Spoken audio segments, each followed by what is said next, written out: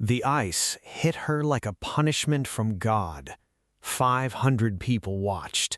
500 people in designer gowns and polished shoes stood there, champagne glasses raised, chandeliers blazing above their heads, and watched a man pour an entire bucket of ice water over his wife in the middle of Lagos's most prestigious charity gala.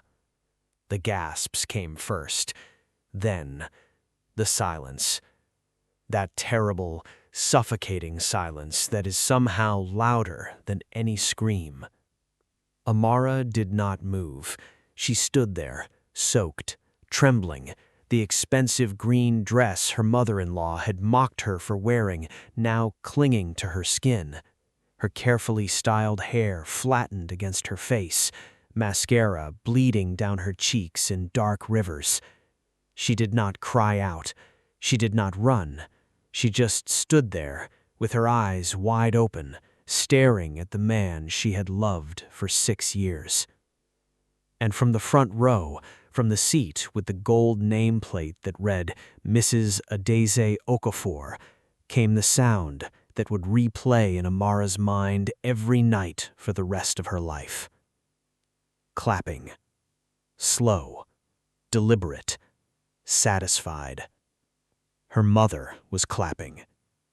But it was not the ice, or the clapping, or even the 500 staring faces that broke Amara in that moment. It was the man standing on the stage, the CEO, the man who had been mid-sentence at the podium, microphone in hand, award plaque on the table, who had gone completely, terrifyingly still. He was not looking at the crowd. He was not looking at the chaos.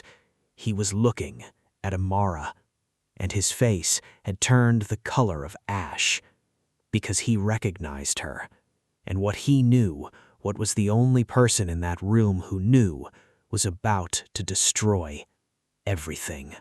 To understand what happened at the Grand Palais Hotel on the night of November 14th, you must first understand who Amara Chukwuemeka was before Lagos swallowed her whole. She was born in Nnewi, a town in Anambra State that smelled of red earth and engine oil, where traders were kings and everyone knew your grandmother's name. Her father, Chief Ikenna Chukwuemeka, was not a rich man, but he was a proud one. He ran a small auto parts shop on the edge of the main market, woke up every morning before 5 o'clock, and told his 3 daughters the same thing every single day. You will never beg, you will never bow, you will work, and God will see you.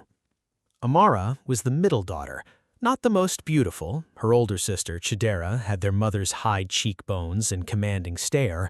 Not the most brilliant. Her younger sister, Ola, could solve equations in her sleep. But Amara had something neither of them had. She could look at a broken thing and see exactly how to fix it. It didn't matter if it was a cracked engine part in her father's shop, a fight between neighbors in the compound, or a failing small business on the corner of their street. Amara had eyes that saw solutions where others only saw problems. She studied business administration at University of Nigeria, Nsukka, working part-time at the campus printing press, tutoring junior students on weekends, sending half of every naira home to help her father pay school fees for Ola. She graduated with a first-class degree. She came to Lagos with 23,000 naira, 1 suitcase, and a dream that felt too big even for a city that size. She was 24 years old. Lagos did not welcome her. Lagos never welcomes anyone. It simply opens its jaws and says, survive or leave. Amara survived. She met Emeka Okafor at a business networking event in Victoria Island, the kind where the drinks were too expensive and the conversations were entirely about who knew who. Amara had not paid to attend. She had volunteered as event staff for a catering company, wearing a black uniform and carrying a tray of canapes through a crowd of people who looked through her like glass. Emeka Okafor was the kind of man Lagos celebrated. 32 years old, tall, the son of Chief Obi Okafor of Okafor Holdings, one of the largest construction and real estate conglomerates in southeast Nigeria. Emeka had studied abroad, spoken at conferences, had his photograph in business magazines with headlines like Next Generation Titan. He was standing alone near the window when Amara accidentally knocked into him, her tray tilting, 3 glasses sliding dangerously, and she caught every single one before they fell. He laughed. Not the polite laugh of a man being courteous to a servant, a real laugh, surprised and delighted. "That was impressive," he said. "That was catastrophic prevention," she replied, already turning away. He called after her. She did not turn back. He found her at the end of the event, waiting outside for the catering van in the rain, her uniform soaked through, scrolling through her phone. "Do you always ignore people who compliment you?" "I was working. I wasn't there to be complimented." He was silent for a moment, and then, in a way that would later make sense to Amara, he looked almost grateful, as if no one had spoken to him like that in a very long time. They talked for 40 minutes in the rain. He offered his jacket. She refused it. He asked for her number. She gave it not because she was impressed by his name or his suit, but because she had looked at his eyes and seen something she recognized. A person who was tired of performing. That was her first mistake. Not because he was a bad man, but because she did not yet understand the woman who owned him. There are women in this world who love their children so completely, so totally, so suffocatingly that the love becomes a cage.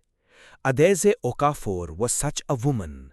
She had grown Okafor Holdings into a mid-level construction firm after her husband's stroke rendered him bedridden 15 years ago.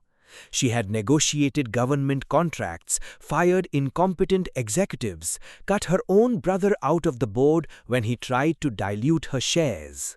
She was brilliant, she was ruthless, she was formidable. And she had one vulnerability: Emeka, her only son. She had already chosen his wife, had been choosing her for years, in the quiet, strategic way powerful women choose things. Her name was Stella Dyke, the daughter of Senator Dyke, a woman who came with land and connections and a family name that would merge beautifully with Okafor. Stella was beautiful in the polished way of women who have never known struggle. She wore her wealth like a second skin. She attended the right events, said the right things, smiled the right smile. She was exactly what Madame Adeze needed. And then Emeka brought home a girl from Nnewi whose father sold auto parts. The first time Amara visited the Okafor family compound in Lekki Phase 1, a vast property with 4 cars in the driveway and a fountain in the entrance garden, Madame Adeze looked her over the way a customs officer examines suspicious luggage. "Which family in Nnewi?" she asked, not standing to greet her. "Chukwuemeka, Chief Ikenna Chukwuemeka's family." A pause, the kind that says, "I have already Googled you and found nothing." "Emeka says you work in marketing." "I run the marketing operations for a mid-sized logistics firm. I'm building towards my own consultancy." Building. Madame Adeze said the word as if it was something she had found on the bottom of her shoe. "Building," she repeated. "My son does not need someone who is still building, my dear. He needs someone who has arrived." Amara held the woman's gaze for 3 full seconds. "With respect, ma, everyone who has arrived was once building." The silence in that sitting room could have cut glass. Emeka reached for Amara's hand under the table. It was the last time he would reach for her in that house. But Amara did not know that yet. She did not know that the war had already started. She did not know she was already losing. They married 18 months later, a small ceremony at the registry, followed by a modest church blessing, because Madame Adeze refused to fund what she called a mistake, and Emeka, for all his strength in business meetings and conference rooms, could not find the spine to stand before his mother and say, "This woman is my choice, and I will honor her." Amara wore a dress she sewed herself. Her mother cried. Her father held her face in his big calloused hands and said, "You are your own foundation. Remember that." She moved into the Okafor family property in Lekki, the guest annex, because Madame Adese's main house was not, according to Madame Adese, ready to receive them yet. In those early months, Amara tried. God knows she tried. She cooked, she cleaned, beyond what was required. She greeted Madame Adese every morning with a warm smile and every evening with a quiet respect. She sat through dinners where she was spoken over, joked about in Igbo she was not supposed to understand, but did. She heard everything. She absorbed it all, like soil absorbs rain. She kept working in her marketing job, quietly, steadily, brilliantly. Her consultancy plans were growing. She had 3 small clients, then 5, then 8. And then something happened that Madame Adese had not planned for. Amara Okafor became successful. Not in the slow, quiet way, in the visible, undeniable, people are talking about her way. Her consultancy, which she had named Groundwork, landed a campaign for a major FMCG brand that went nationally viral. Her face appeared in a Business Day feature article titled "The Quiet Disruptors." She was invited to speak at a Lagos Business Summit. People began calling her formidable. Madame Adese watched all of this with eyes like flint, and she called Stella Dyke. The destruction of Amara's marriage did not happen in one dramatic moment. It happened in 1,000 small ones. It happened in the way Stella Dyke began appearing at family events, by coincidence, always by coincidence, at the same church service, at the same cousin's birthday, at the same business dinner where Emeka happened to be seated beside her because the seating arrangement had been reorganized at the last moment. It happened in the comments Madame Adese made on Sunday lunches, studied, casual, lethal. Stella was asking after you, Emeka. Such a good family. Senator Dyke just bought a new property in Banana Island. A good family. And then, glancing at Amara, hard work is admirable, but some things cannot be built.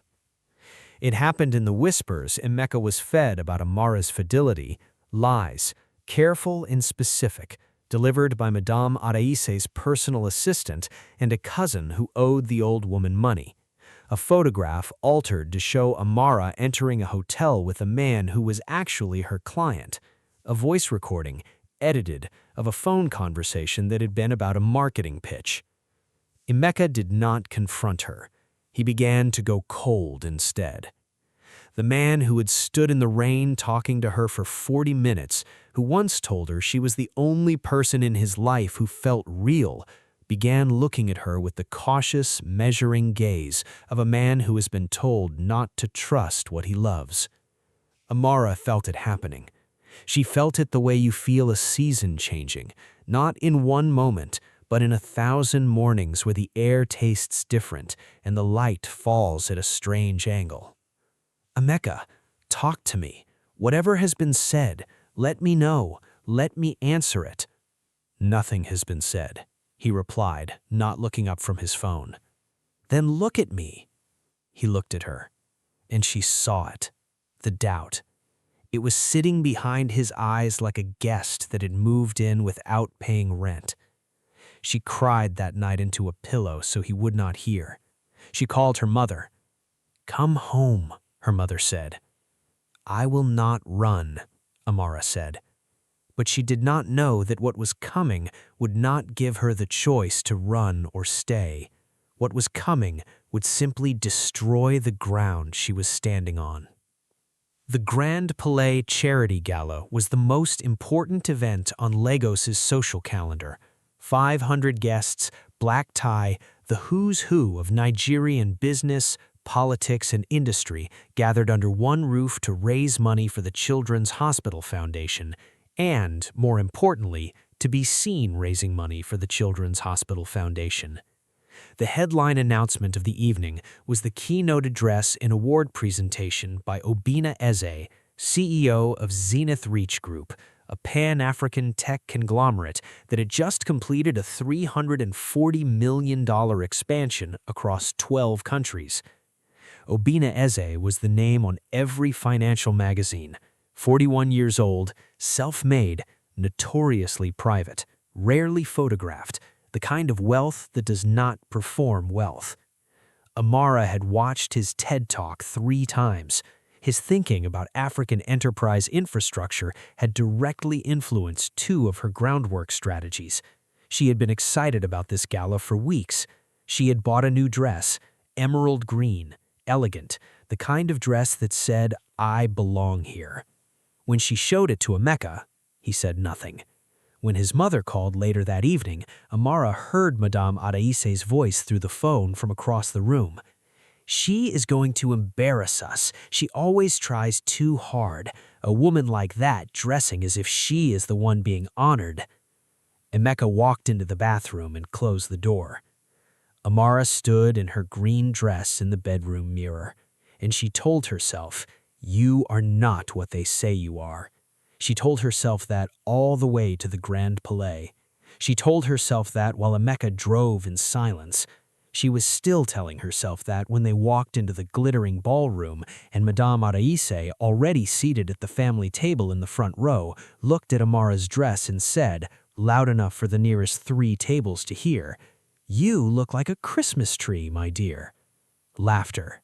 Polite, terrible laughter from the people nearby. Amara sat down. She held her chin up. She smiled. And the evening began. For the first hour, everything was tightly controlled. Dinner was served, speeches were made.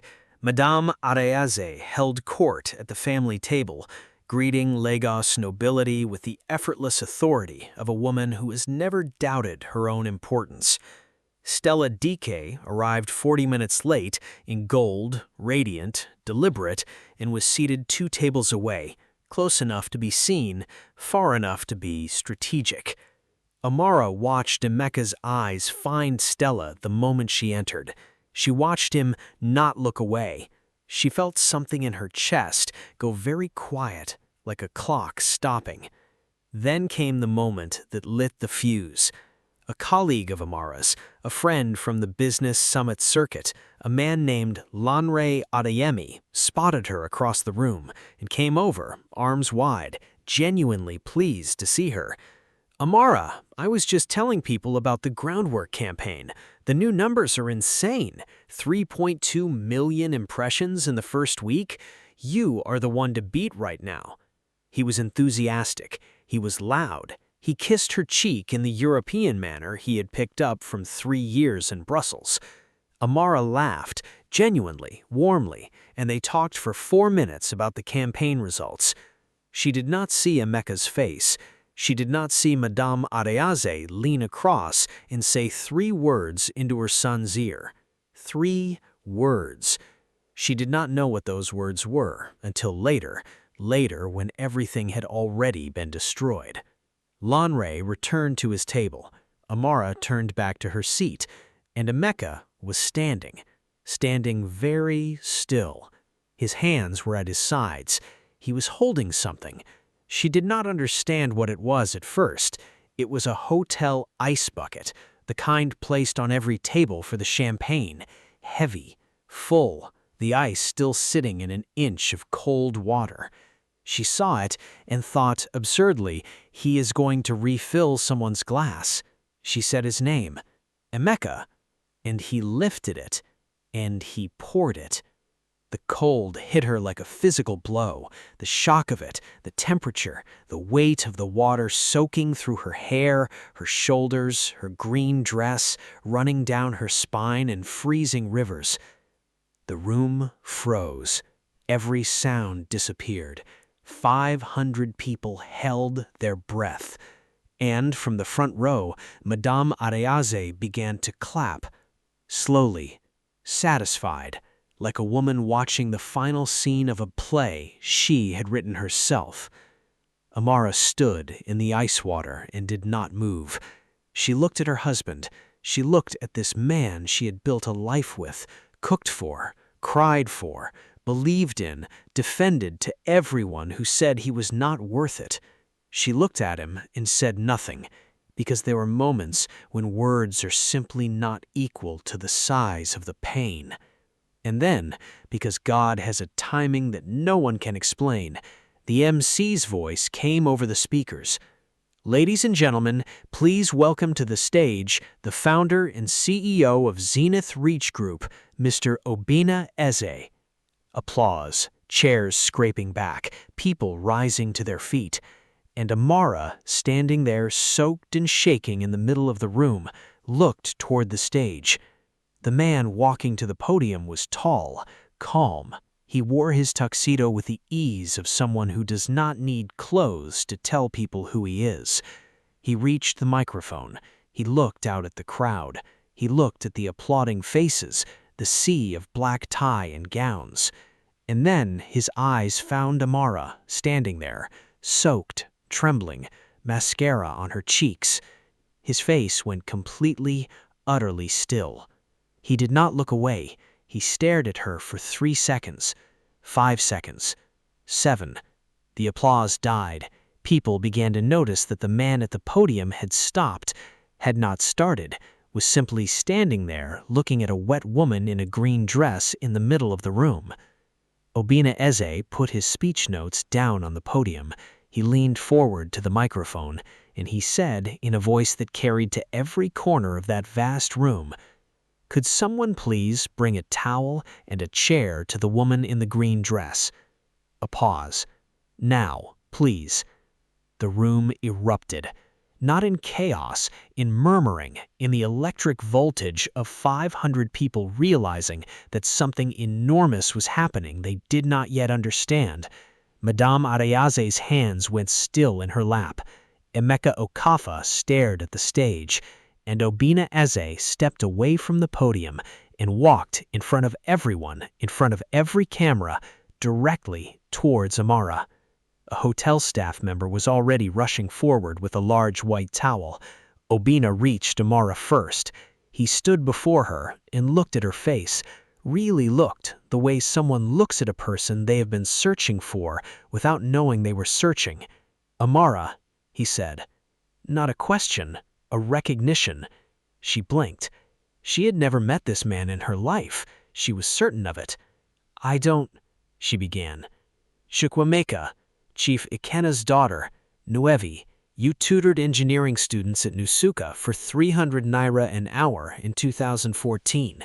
You fixed my laptop the night before my final year presentation and refused to take any payment because you said, and I quote, it was the right thing to do." The room was completely silent now. 500 people. Not a sound. Amara's breath caught. She looked at him, and something in her memory, a face 12 years younger, thinner, without the bearing or the tuxedo or the $340 million, came back to her. A final year engineering student, panicked, a crashed laptop the night before his presentation, a girl from the floor above who happened to know computers, who sat with him until 2 a.m. and fixed everything and walked away before he could even learn her surname. "You were the engineering student," she whispered. "You had a Liverpool FC sticker on the laptop case," he finished. "Yes." He took the towel from the staff member and held it out to her. She took it, and Obina Eze turned around. He turned and faced the 500 people. He faced the cameras. He faced Emeka Okafa standing there with an empty ice bucket in his hand. He faced Madame Adeyaze Okafa with her hands now folded tight in her lap. Obina Eze spoke clearly and without anger, which was somehow more devastating than any rage could have been. "I came here tonight to speak about investment, about opportunity, about what it means to build something in Africa." He paused. "But I think the most important thing I can say tonight is this. The woman standing behind me, the woman someone just chose to humiliate in front of 500 people, is the reason I did not fail my final year, is the reason I had the confidence that night to believe my work was worth presenting. I did not know her surname. I've looked for her for 12 years. Another pause. Longer. "I find her here, like this." He did not say another word. He did not need to. The room understood everything. The cameras understood everything. The social media feeds of 50 journalists and influencers in that room began moving and would not stop moving for the next 72 hours. Emeka Okafor slowly put the ice bucket down. It made a small sound on the marble floor. In the silence, it sounded like a gunshot. Amara did not stay. She wrapped the towel around her shoulders, picked up her bag from the floor where it had fallen, and walked out of the Grand Palais Hotel. She walked past Emeka. She walked past Madame Adaese. She walked past the open-mouthed tables, the recording phones, the flash of cameras.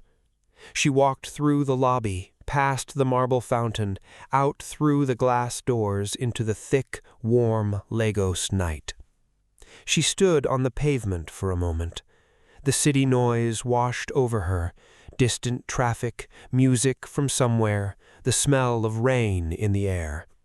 She called the only person she always called, Mama. Her mother picked up on the second ring. Amara, what happened? Your voice. I am coming home, Mama. A silence. Then, I have been waiting for you. She got into a cab. She did not look back at the hotel. Inside the Grand Palais, the Gala had detonated. Videos were already spreading, 3 different angles of the ice water moment, already titled things like Lagos Socialite Humiliates Wife at Charity Gala.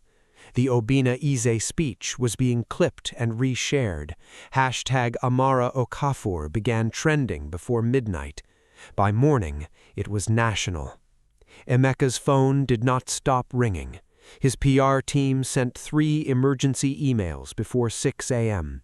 His business partners called. 2 board members of Okafor Holdings called. And Madame Adaese, the woman who had clapped, sat in her sitting room at 5 in the morning, watching the videos on her phone, watching herself clapping, watching Nigeria watching her clapping, and felt for the first time in a very long time something she had no experience navigating. Shame. Real, public, unavoidable shame. But for Amara, driving through pre-dawn Lagos toward the bus park and the road to Nnewi, none of that mattered yet.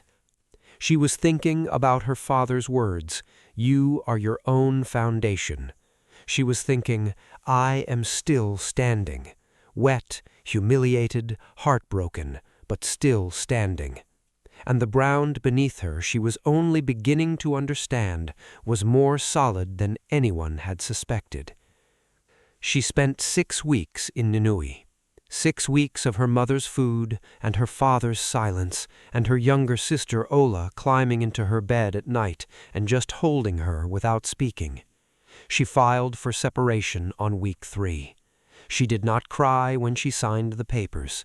She cried later at night alone for the marriage she had believed in and the man she had genuinely loved before the poison reached him. But she also did something else in those 6 weeks. She worked. She had 11 clients now, her laptop open on her childhood bedroom desk, calls taken from her father's small garden in the mornings, strategies built in the afternoons, proposals sent at night. On week 4, an email arrived. Zenith Reach Group, official letterhead, requesting a meeting with Groundwork Consulting, stating that Zenith Reach was entering 3 new African markets and was seeking a strategic communications and market entry partner for their West Africa operations, stating that the referral came from the CEO directly. Amara read the email 3 times. She closed her laptop. She went to the kitchen where her mother was cooking, sat down at the table, and put her head in her hands. Her mother did not ask questions. She put a plate of food in front of her daughter, sat down across from her, and waited.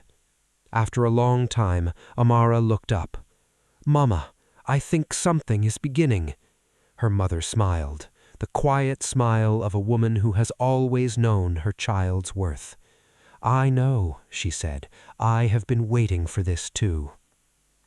3 weeks later, Amara walked into Zenith Reach Group headquarters in Abuja. She wore a tailored navy suit she had bought with the last large payment from her biggest client. She carried a presentation she had worked on for 9 days straight. She slept 4 hours the night before. She felt ready. Obina Eze was already in the boardroom when she arrived. He stood when she entered. There were 6 other people at the table, Zenith Reach executives, senior and serious, but he stood. "Thank you for coming. Thank you for the opportunity." They shook hands. She gave her presentation. For 40 minutes she laid out a market entry strategy so thorough, so specific, so rooted in actual on-ground African consumer data that 3 of the 6 executives stopped taking notes and simply listened. When she finished, the room was quiet. Obina leaned back in his chair. "How long did this take you to prepare?" 9 days. "What would you do with 6 months and a team of 8? She did not hesitate. Change the conversation about how African brands enter African markets. He looked at her for a long moment, and then he looked at his CFO, and the CFO nodded. The contract was not a small one. It was the kind of contract that changes the size of a company, the kind of contract that puts a woman building something and puts a name to what she is building. Amara called her father from the car park. "Papa, Groundwork just got its biggest client." Chief Nkena Chukwuemeka was quiet for a moment, and then he said, in a voice rough with something that was not quite crying but close, "You will never beg, you will never bow." "I know, Papa, I know." The fallout from the gala did not fade the way Lagos stories sometimes do. It deepened. The video of Obina Eze's speech was translated into 4 languages and shared across 23 countries. It became the kind of moment people bookmarked and returned to, not because it was dramatic, but because it was true. A journalist from Premium Times ran an investigation into the circumstances surrounding the gala incident.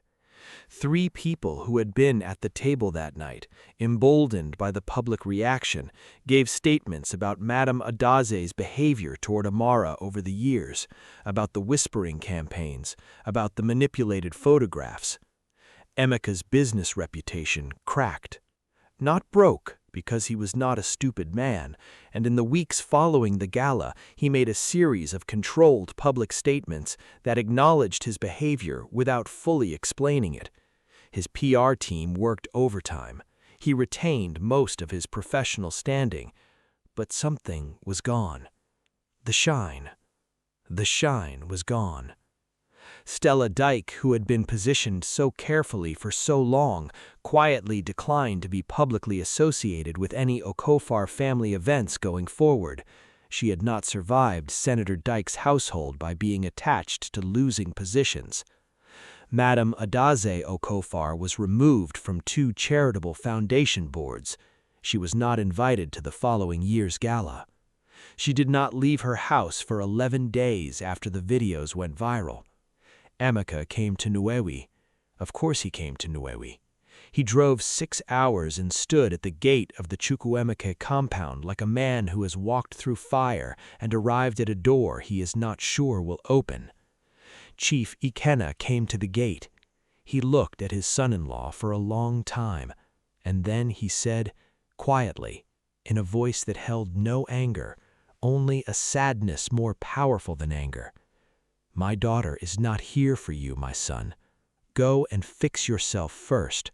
Then, maybe, you will be fit to ask her forgiveness." He closed the gate.